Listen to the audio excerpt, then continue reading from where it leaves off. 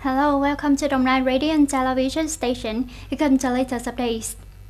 In the announcement on June 30th, the European Commission (EC) officially announced the free trade agreement between European Union and Vietnam (EVFTA) signed on June 30th, 2019, will take effect from August 1st.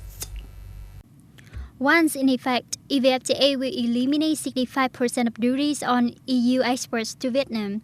The rest will be phased out over a period of 10 years. For Vietnam export to EU, EVFTA will also eliminate 71% of the export taxes from August 1st, and the rest will be eliminated over a 7-year period. The EU-Vietnam trade agreement also contains important provisions on intellectual property protection, workers' rights, and sustainable development. The Ministry of Labor, White Employment and Social Affairs said that in the first 6 months of 2020, nearly 7,000 billion Vietnam dong was paid for unemployment benefits. According to the ministry, the number of people applying for unemployment benefits is up to 565,000, an increase of 32% over the same period in 2019. By June 2020, the country had 30.8 million people negatively affected by the COVID-19 pandemic, including people losing their jobs, having to take time off, or having to take a break from work, or having working hours or their incomes reduced. Meanwhile, the number of people affected by income reduction accounted for the largest proportion, with 57.3% of the total number of affected people, equivalent to 17.6 million, and 7.8 million workers lost their jobs or had to take rotation break. Service workers are the most negatively affected, with 72% of the service sector. Next is the industrial sector, with the affected labor rate of 67.8%. The agricultural, forestry, and fishery sector has the affected labor rate of 25.1%. The number of laborers losing their jobs in the first 6 months of the year was about 1.4 million, of which those losing their jobs due to the bankruptcy, dissolution, or production narrowing of enterprises or production and business establishments was nearly 900,000. The Civil Aviation Administration of Vietnam has proposed a gradual restoration of international commercial flights from the end of July on the principle of inter-regional movement.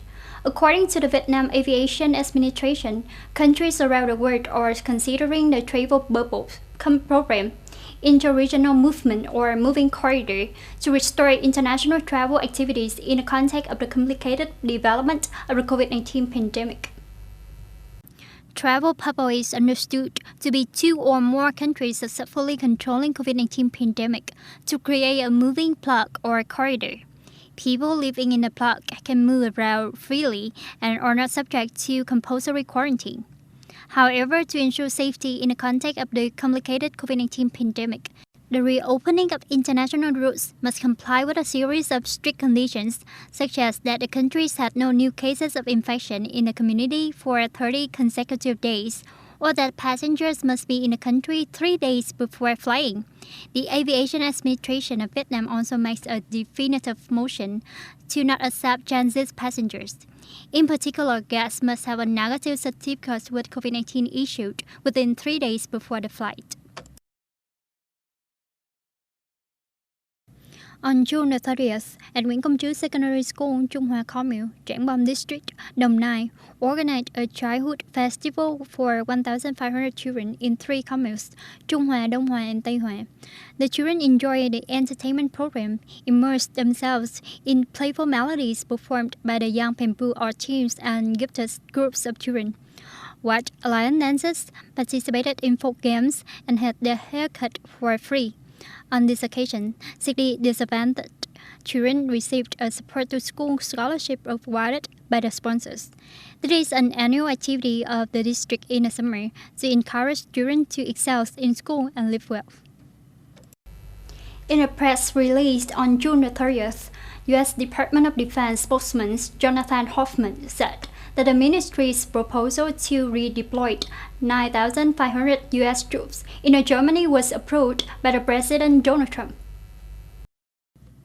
In June, Mr. Trump confirmed plans to cut about 9,500 troops stationed in Germany as a punishment for Germany not spending 2% of its budget on defense, according to the regulations of North Atlantic Treaty Organization NATO. The press release stated the Secretary of Defense and the Chief of Staff have reported to President Trump on a plan to redeploy 9,500 troops in Germany.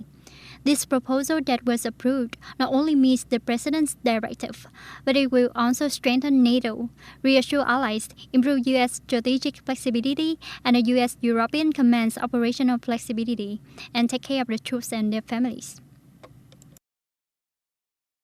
That's the end of the news for today. Thank you for watching and goodbye for now.